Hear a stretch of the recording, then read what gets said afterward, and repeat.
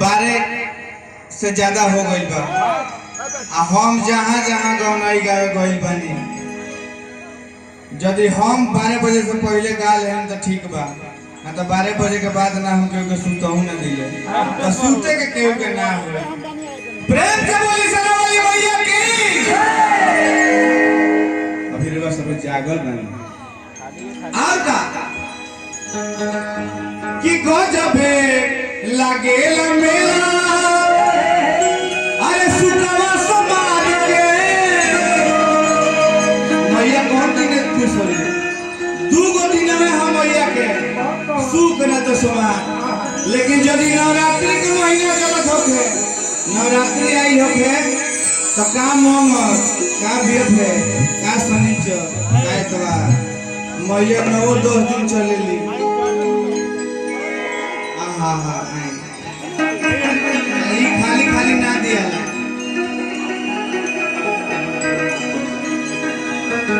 जाए पुरस्कार दे इतना ना दे दिल बने कि फिर मांगे में हमरा लाग लगे।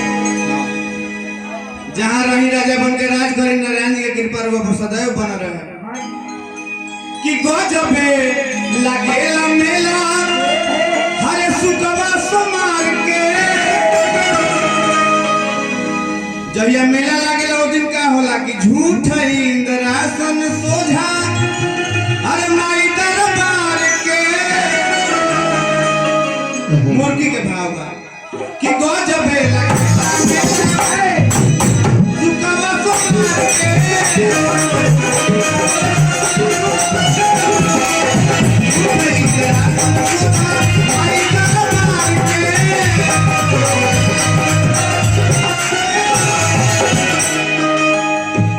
लड़का है केकर हो भाई, लड़का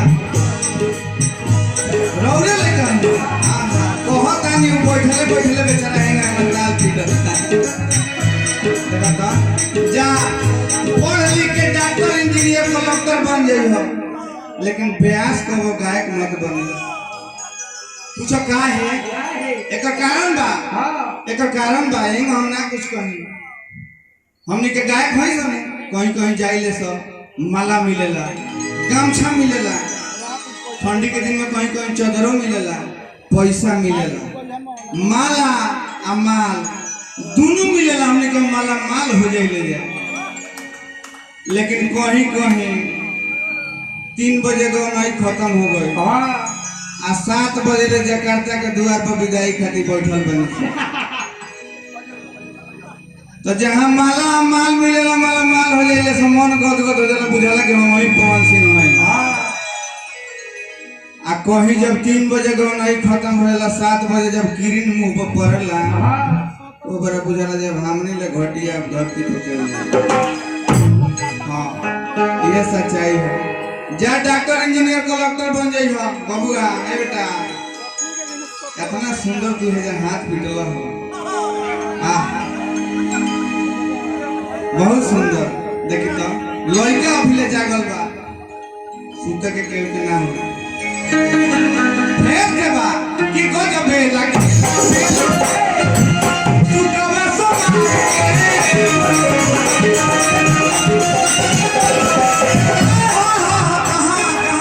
ए जा रुक जा, छोड़ दे, रुक गाड़ी वाला रुका हो।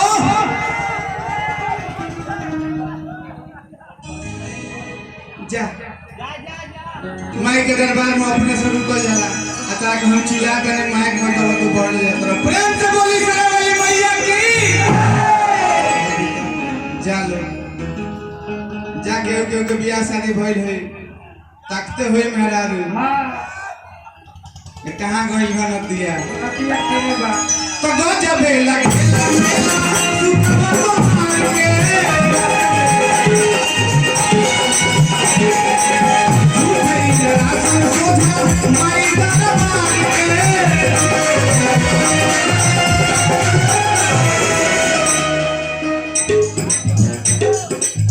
जब हमनी के छोट छोट रही सनु, हमनी के भैया के तरफ से फिर 1000 रुपए के पुरस्कार बा। चरण में बेर बेर पलगी करब, नारायण जी के कृपा बा, जीवन बना रहे, राउर दिन दुना रात चौगुना हो जा। हाँ जब हमनी के लड़का रही सन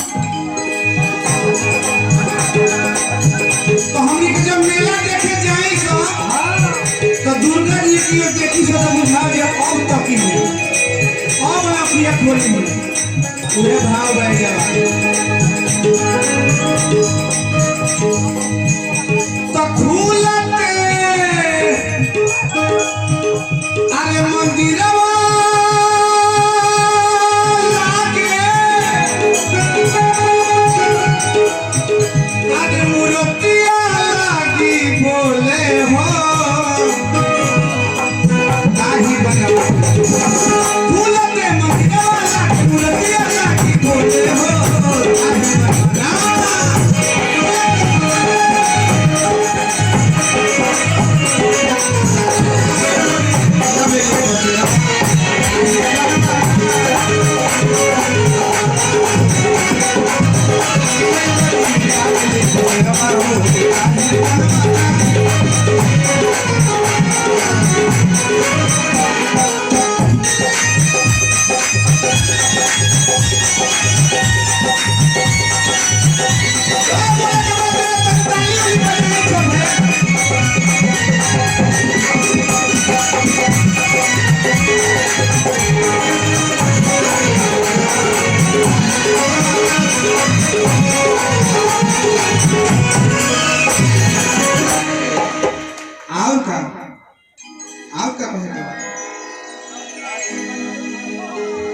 कि माई जय करिया से अरे गुजे आसमानवा आसमान में बड़े गुजा देवे के बा एक खाली प्रेम से बोली से वाली मैया की देखी तो एकरा कहले एनर्जी हां हमरो 2-4 पैसा मिलत रहे न हमू रिचार्ज होत रहेला आ ना मिलला तो हमरो बैटरी धीरे धीरे धीरे धीरे डाउन होत रहे आ काहे चल जाना हे मरगो मत खिसिए तब ए खाली सुनी सुनी सुनी 1 मिनट भैया खाली तनी खाली जोरदार ताली हो जाए तने खाली भैया खाली ताली बजा परम भक्त बनी रहो माई के रहसु के बाद अगर केहू के स्थान मिले तो रौरा मिले हां तो माई जय करिया से मुझे बाबा माई जय करिया से मुझे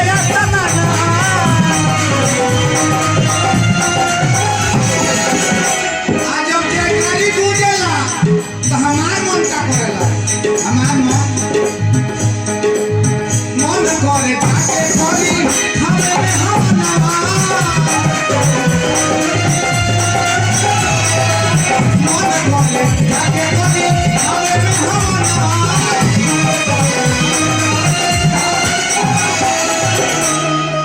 अरे तो झांकी आँखी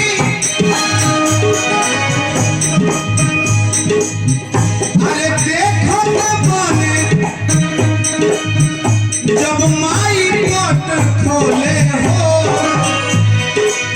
ताही बना झांकी आँखी देखत बने माई पट खोले हो ताही बना चले के बाद अब तनी वो काम करी सब माता रानी के भजन हो जे गमछा ले लो के हाथ में ले ले जे गमछा ले ले हो के अपना अपना हाथ में ले ले रवा खोनी मलत है हे भाई अच्छा चली देखिए कह गए बानू कि लय लुफू दबाई ई तीनों मुहला के बादे जाई तो लय हमनी के हो लुफूत भाव हो आ बाई उ जाई मुहला के बाद तनी गमछा उठाली सब है तनी गमछा उठाली समय मोरी अरे लावेली बसेरा हो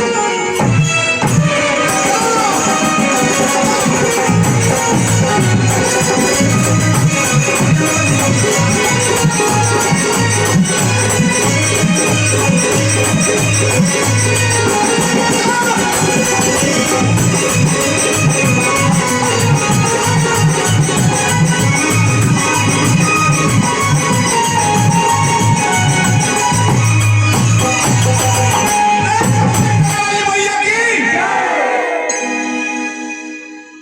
तो कैसा लागल तो तनी ताली बजे ठीक से।